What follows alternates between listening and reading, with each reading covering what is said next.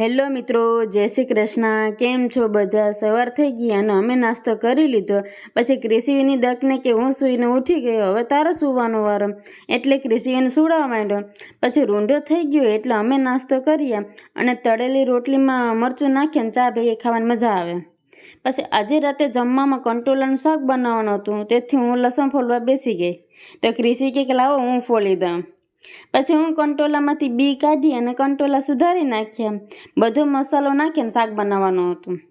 શાક માટે મેં ગાંઠિયા, ચવાણું, લસણ બધું લઈ લીધું અને ગાંઠિયાનો સવાણુંનો ખાંડીને ભૂકો કર્યો. પછી મેં ટમેટા ડુંગળીની ગ્રેવી તૈયાર કરી, મસ્ત મજાનો વઘાર કર્યો અને બની ગયું કંટોલાનું શાક. તમે કેમ બનાવો એ જરૂરથી કમેન્ટ કરજો. અને હિતેશને રોટલા ખાવા હતા એટલે મેં રોટલા બનાવી નાખ્યા. અને કંટોલાના શાક ભેગા તો રોટલા જ ખાવાની મજા આવે. તો ચાલો બધા જમવા. પછી અમે બધા સાથે જમવા બેસી ગયા.